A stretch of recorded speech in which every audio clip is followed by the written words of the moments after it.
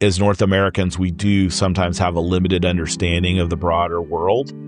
And so I'm just excited to be able to share with them and help them understand, because with Christian nationalism and all these other things that are going on, the idea that they can get a bigger understanding of who God is and a bigger view of Christianity, and to also understand that there are people, even though this world seems very small, there are still unreached people in the world that don't have access or proximity to the gospel. The Mission Matters podcast is a partnership between 1615 and Missio Nexus, who have a shared passion to mobilize the people of God to be a part of His mission. Well, welcome to the Mission Matters podcast. Today, Matthew always says he's looking forward to swinging swords with whoever it might be, usually me, but today I'm swinging swords alone as he's not able to be on the call with Mark and I, but we have Mark Matlock with us. Mark, let's just get your title right. I'll probably say it wrong. What is your title? Oh, man, I'm like the Slash King. I have lots of titles, but the best way to describe me right now is I'm the executive director of the Urbana Missions Conference for InterVarsity. Yeah, that's what I would have said, was executive director of Urbana. So I actually did a virtual event with Mark back in July of last year. I don't know if you remember that, Mark. Yeah, it was great. It was a very fascinating conversation about student mobilization, and we'll probably get into that in a few minutes. But Mark, I want to start out by asking you about the topic of your most recent book, the title, the topic, and why you wrote that. Yeah, it's called Faith for the Curious, and it's a book that I did as part of my work with Barna. So I'm a senior fellow at the Barna Research Group, which just means I'm constantly paying attention to what Barna's doing in the research space, speaking into their projects, helping design research, interpret research. And that's something that I've done for, last 5-6 years.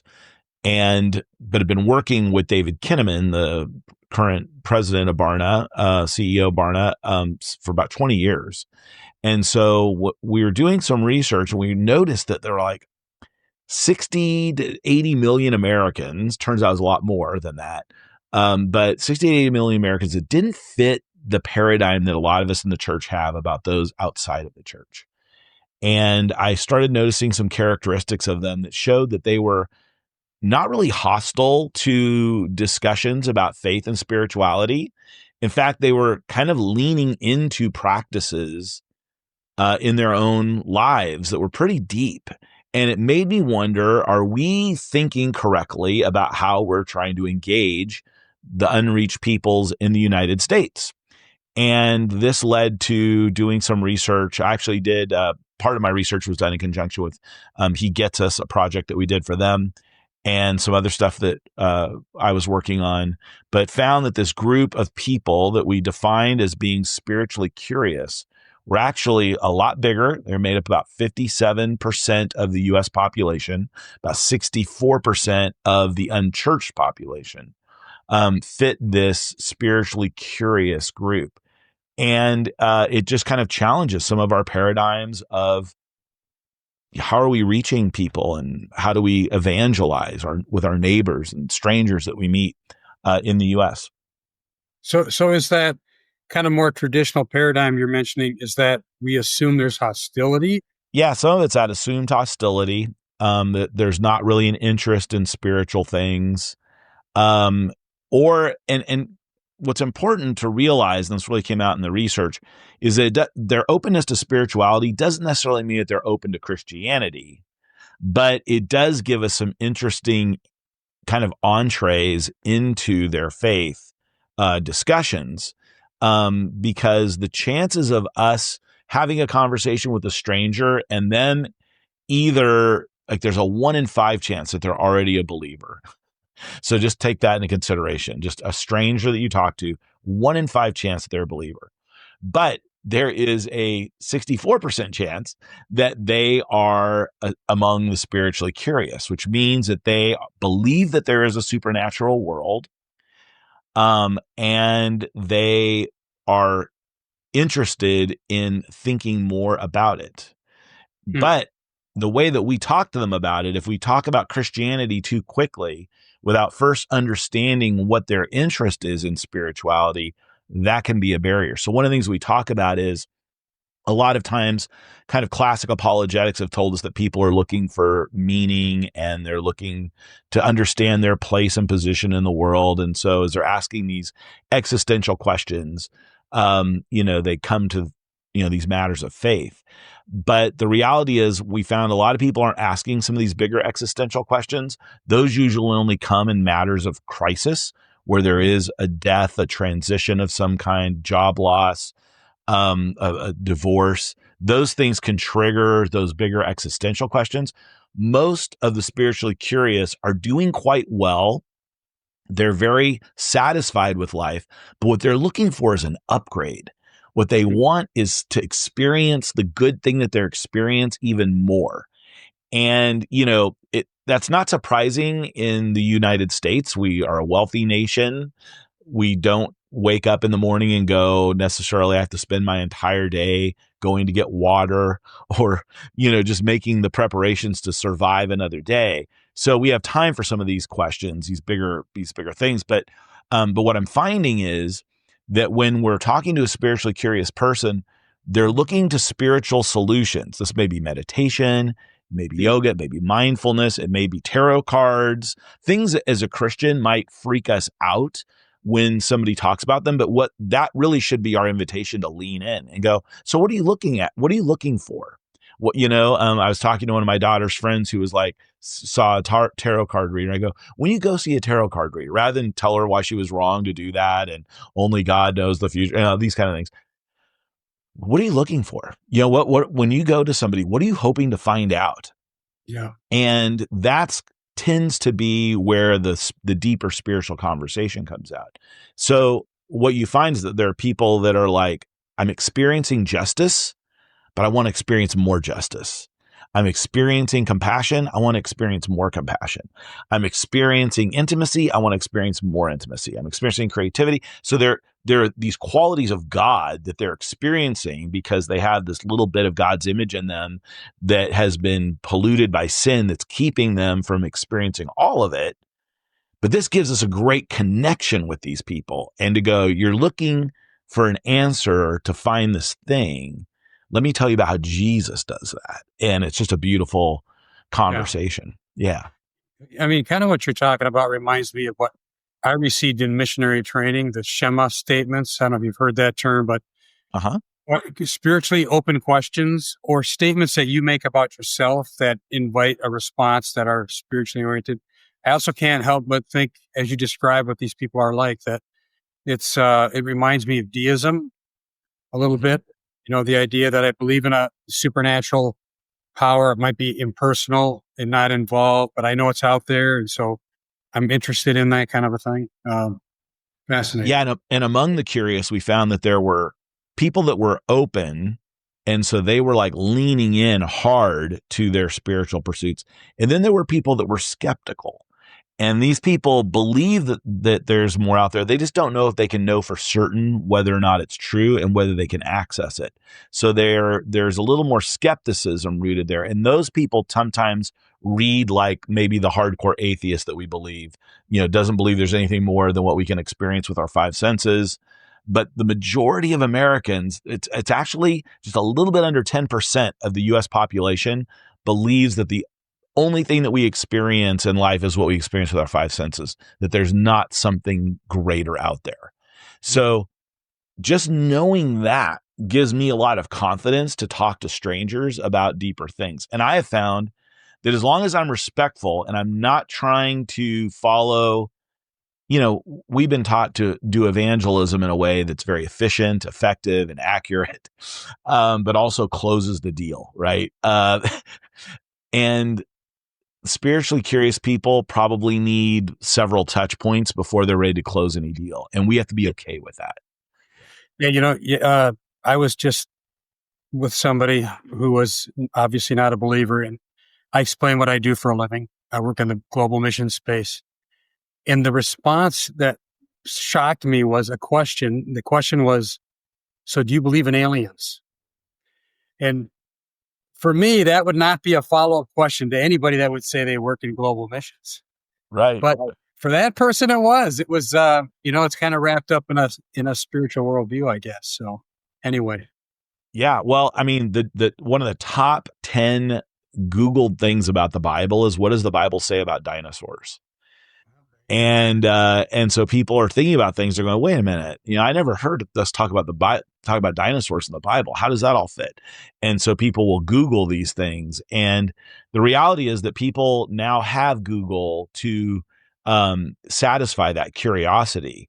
So they're not necessarily engaging us. So we have to open up those doors in a hospitable way, because there's a reason why it's easier to go to Google, because, well, talking to my Christian friend about that is just annoying because they're always trying to get me to convert.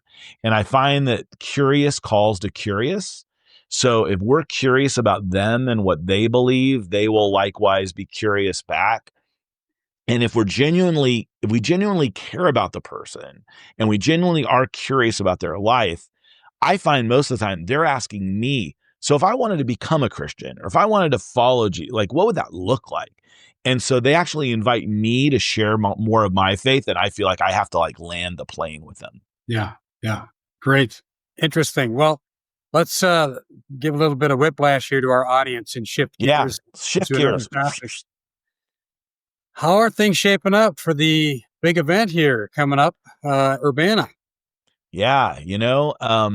This event has been in process since 1946. and so we'll get a chance to do another iteration here in 2025.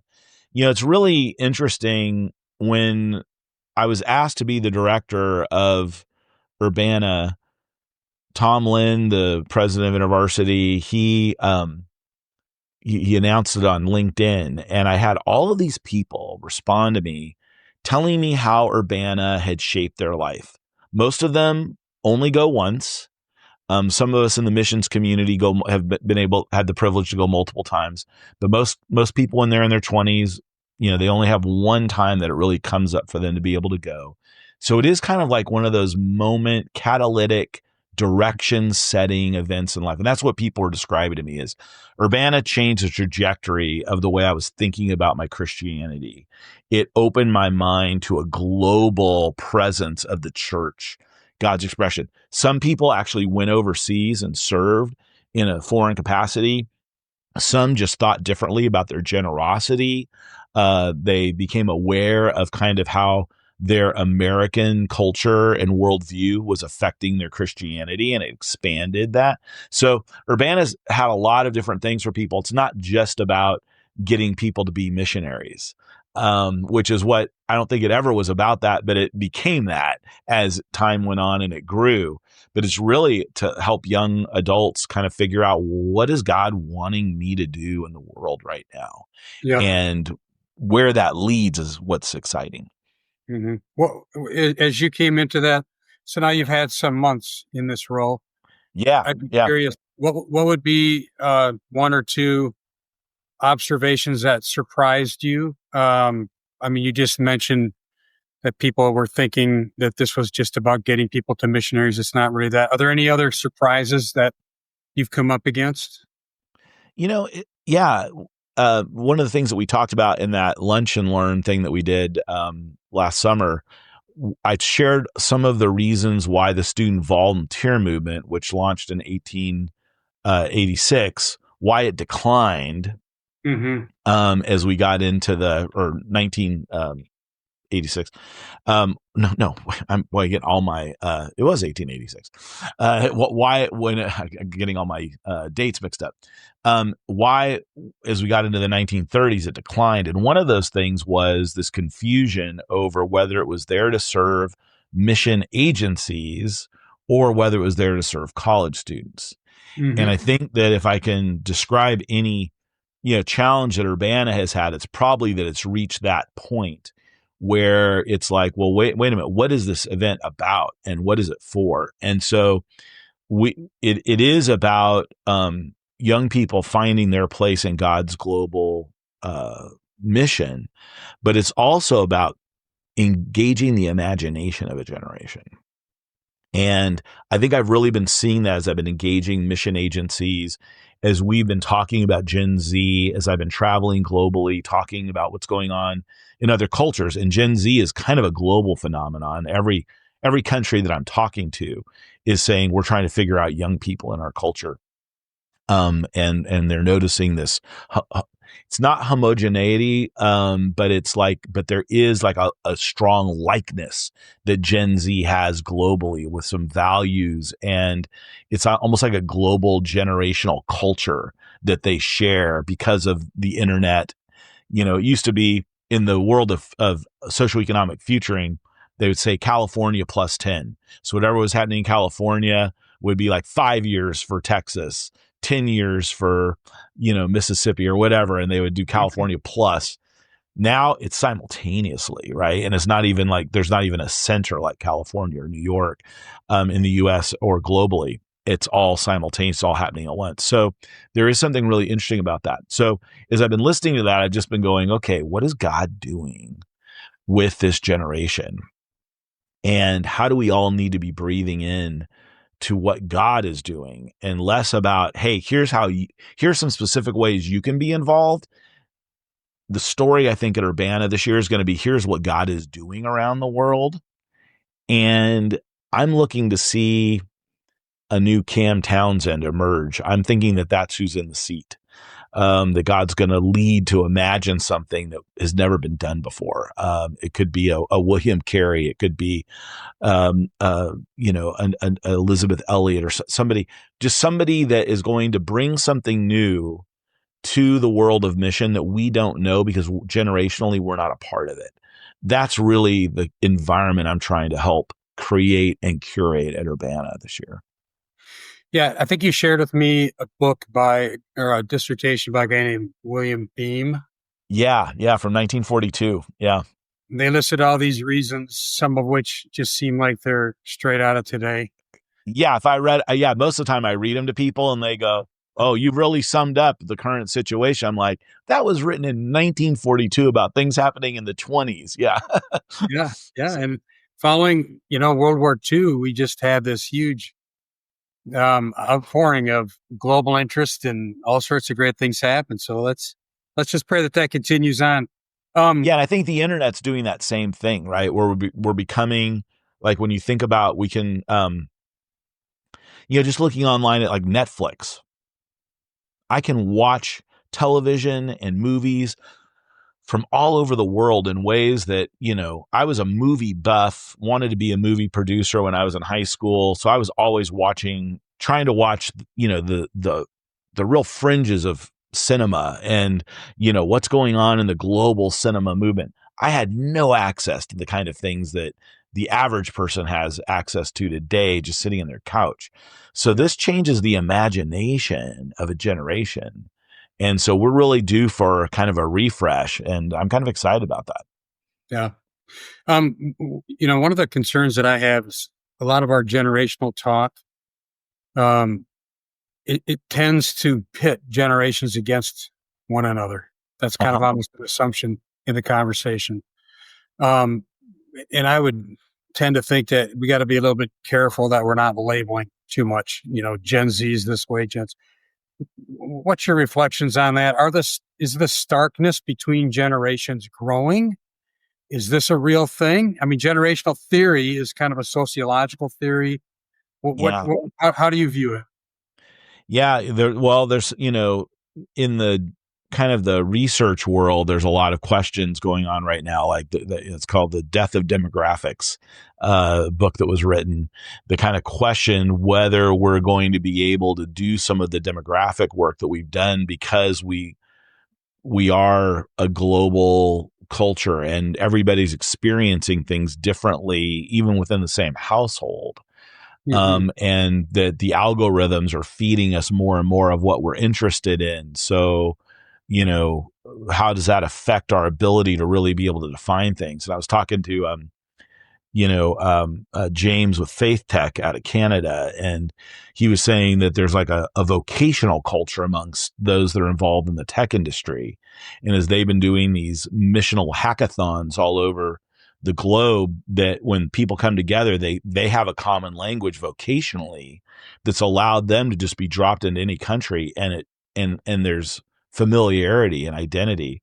And that's really unique compared to other vocational things going on in the same country. So I do think we need to look at that. I do think, Lisa Pack, she said something really interesting at the Missio Nexus conference last year. She did a presentation on God being the God of generations.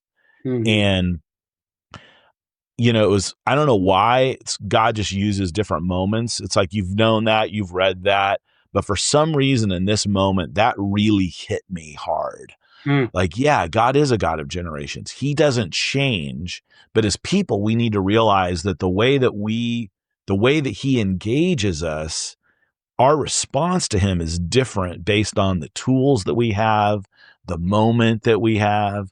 And I think as an older generation, we have to really realize that, you know what, our imaginations were great for a period of time, but we have a generation that has a new imagination. Yeah. We have wisdom. How do we help empower this generation? And in some ways we've held on. We don't trust the younger generations.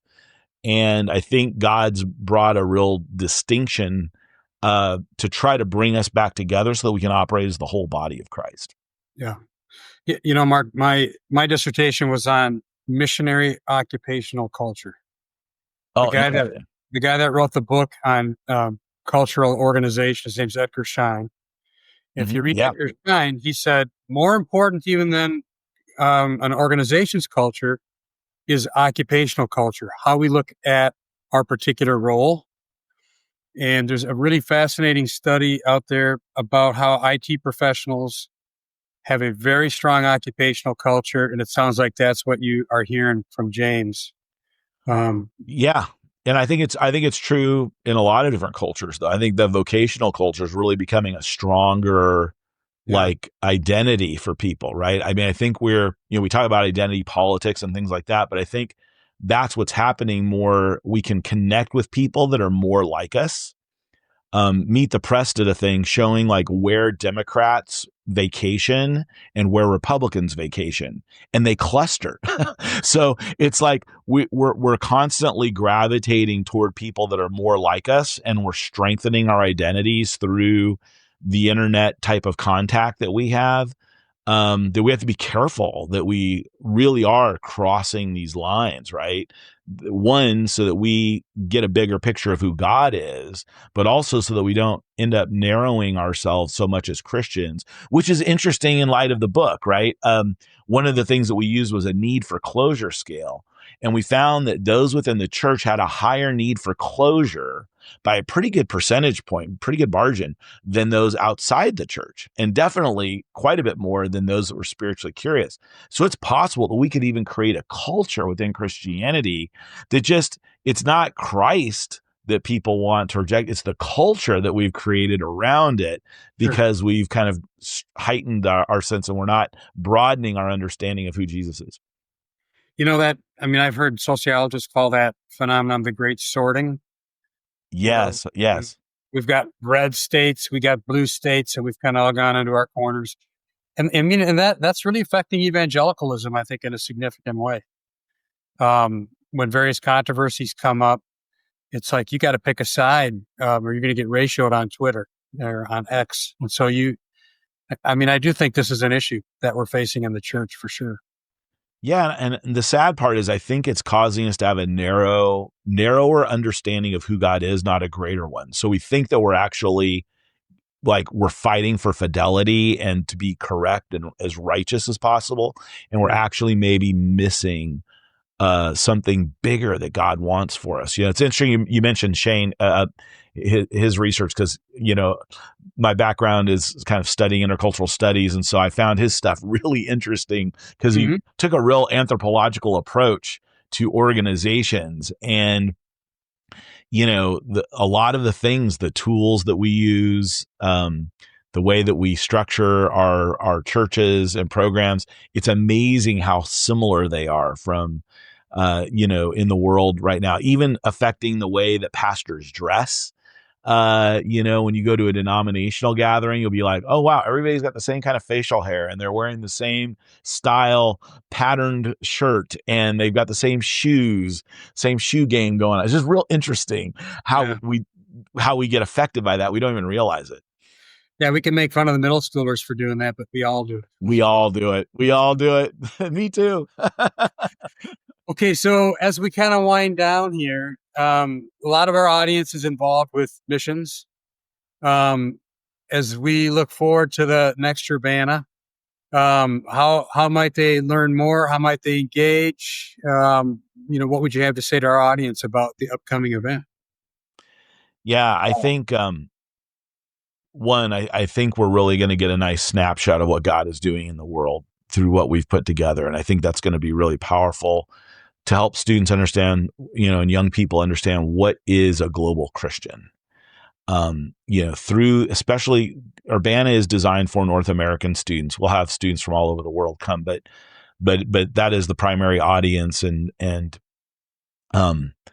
as North Americans, we do sometimes have a limited understanding of the broader world.